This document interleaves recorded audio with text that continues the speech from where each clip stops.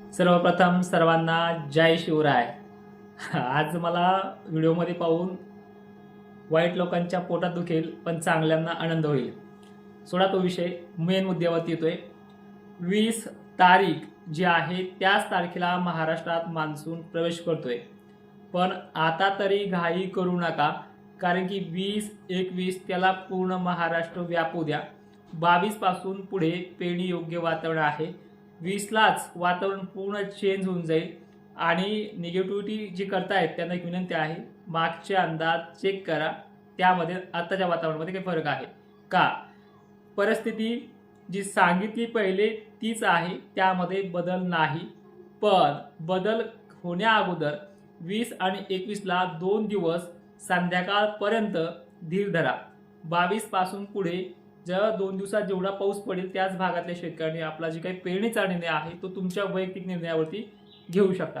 पण महाराष्ट्रामध्ये येणाऱ्या रविवारपासून खानदेशमध्ये सुद्धा, खानदेशला तर 4 दिवस मराठवाड्यापेक्षा आपण उशिरा सांगतोय, पण खानदेशमध्ये सुद्धा सुरुवात करणार आहे। चांगली ओल जाऊ द्या, जे शासन निर्णय आहे त्या निर्णयाप्रमाणेच पेरण्या करा। आपल्या जो मी स्टार्टअप केलाय आज सांगण्याचा, त्या स्टार्टअपमध्ये फक्त कसा पडणार आहे, किती पडणार आहे एवढं सांगणार आहे। पेरणीचा सल्ला मात्र कोणाला देणार नाही, आणि दिला तरी तो कोणी घेऊ नका। ज्या 2 दिवसापूर्वी ज्या सॅटेलाइटवरती यांना ढग दिसत नव्हते, ढग गायब झालते, मान्सून महाराष्ट्रामध्ये आला तरी पुढे चालून खंड पडत असतात, त्या खंडामध्ये सुद्धा ढग गायब होतात, म्हणजे तो मान्सून नाहीये का? हा एक सरळ सरळ सवाल आहे। मान्सूनला कमी दाबाचा पट्टा निर्माण लागतो त्यावेळेसच तो पाऊस पडतो, आणि एक्झॅक्टली 20 तारखेलाच अरबी समुद्रामध्ये मोठा कमी दाबाचा पट्टा बनतोय। त्यामुळे 20 तारखेपासून पुढे महाराष्ट्रात प्रवेश करायला, महाराष्ट्र पूर्ण व्यापायला ही जवळपास 2 दिवस तरी घेऊ शकतो। म्हणजे 20-21ला महाराष्ट्रामध्ये पावसाची जी काही सुरुवात आहे ती होणार आहे। 20 तारीख काही भाग असे आहेत तिथे स्थानिक स्वरूपासारखा पाऊस पडू शकतो, म्हणजे बरा आहे पण पडू शकतो। त्यामध्ये बीड जिल्हा आहे, थोडेफार धाराशिवचे भाग आहेत, थोडेफार जालना, छत्रपती संभाजीनगर आहे, जळगावमध्येही मोजक्या ठिकाणी उष्णतेमुळे हा पाऊस पडू शकतो। सोलापूरमध्ये तुरळक ठिकाणी पडू शकतो। बीडमध्ये काही ठिकाणी हा 20 तारखेला सुरुवात करणार आहे। धुळे किंवा जळगावच्या पश्चिम भागात मेघगर्जनेसह पडू शकतो, पण व्याप्ती कमी आहे। पहिल्या दिवशी ही सुरुवात करणार आहे, त्यामुळे काही गडबड करू नका। लातूरमध्येही उत्तरेकडील भागांना, परभणीमध्ये रात्रीच्या वेळेला सुरुवात करणार कंडिशन आहे, पण 20 तारखेला तो सुरुवात करणार आहे।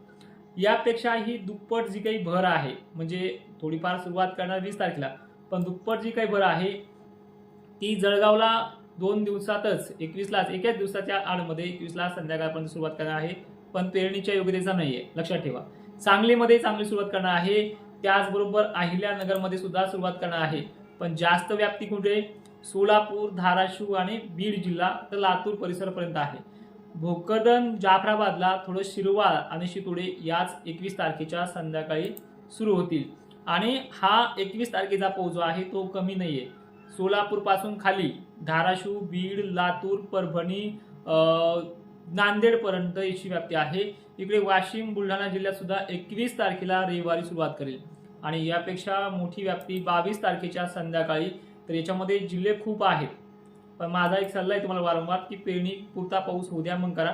होणार आहे पण पुरता होऊ द्या, कारण की 2-3 दिवसामध्ये सुद्धा गावं बरेच उगतायत। 22-23 पर्यंत सुद्धा गावं काही उगणार आहेत, पण जवळपास 23च्या संध्याकाळी अर्धा महाराष्ट्र तरी बेतेल एवढी परिस्थिती चांगली आहे। पण पेरणीचा सल्ला देत नाही, कारण की तुम्ही मानसिकता माझी मागं खूप बिघडवली। तर ते 22 तारखेच्या संध्याकाळी नाशिक जिल्हा, छत्रपती संभाजीनगरचे वैजापूर, कन्नड, सिल्लोड हे भाग देखील आहेत। त्यामध्ये पुणे परिसर आहे, अहिल्यानगर परिसर आहे, पंढरपूर क्षेत्र 22 तारखेच्या संध्याकाळी आहे। बुलढाणा जिल्हा बहुतांश ठिकाण, म्हणजे जी काही देऊळगाव राजा, चिखली परिसर आहे, भोकरदन, जाफराबाद, कन्नड, सिल्लोड आवर्जून घेणार आहे। रात्री उशिरा लागेल किंवा रात्रीच्या 12च्याही आतमध्ये, 8-9च्या पुढे केव्हाही, किंवा दिवस मावळता येऊ शकतं, हे वातावरणाची टायमिंग नाही, पण होणार मात्र 22 तारखेला ही तारीख आहे।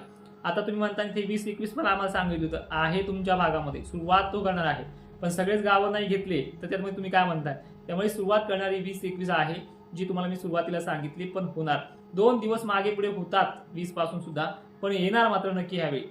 कन्नड, सिल्लोडला थोडा मोठा पाणी पडू शकतो, अहिल्यानगरला चांगला होऊ शकतो, गंगापूर सुद्धा आहे, अंबड पट्टे सुद्धा मध्यरात्रीपर्यंत 22 तारखेला आहे, पहाटेपर्यंत परभणी जालन्यातला बहुतांश भाग आहे, नांदेड आहे, इकडे अकोल्यापर्यंतच्या दक्षिण भागापर्यंत मजल आहे, वाशिम जिल्हा सुद्धा याच्यामध्ये आहे, बीड बऱ्यापैकी म्हणजे खूप आहे. जो कडाष्टी सर्कल सुद्धा चांगली घेणार आहे. ही 22 तारखेला आहे. 20 पासून यांना सुरुवात करेल. सुरुवातीला थोडे काळ थोडे दिवस म्हणजे थोडे गाव घेतो मोजके, पण पुढे पुढे चालून ते वाढत चालतात, हे तुम्हालाही माहिती आहे. आणि विषय येतोय 23 तारखेचा, तो या 22 पेक्षाही व्याप्तीचा विषय वाढून आहे. धुळे जिल्ह्यातल्या दक्षिण भागात जळगावचा पाचोरा वगैरे परिसर, अमरावती परिसर, चंद्रपूर परिसर, वाशिम परिसर, हिंगोली परिसर, परत जालना, परत देवगराजा, परत भाग चिखली वगैरे, सोलापूर वगैरे. आणि या टायमिंगला मुंबईमध्ये धुपाधार पावसाची सुरुवात सुद्धा 22-23ला 21 पासून होणार आहे आणि जवळपास 20 पासून महाराष्ट्र चित्र बदलतंय. आता निगेटिव्ह कमेंट करणारे विनंती आहे, मी तुम्हाला 4 गोष्टी सांगतोय. 5 मार्चचा रिपोर्ट पहा. 13 मार्चची जी काही तुम्हाला पोस्ट दिली आपण आपल्या माध्यमातून, त्यामध्ये टक्केवारी आणि गाव तालुके जे काही सांगितले ते पहा.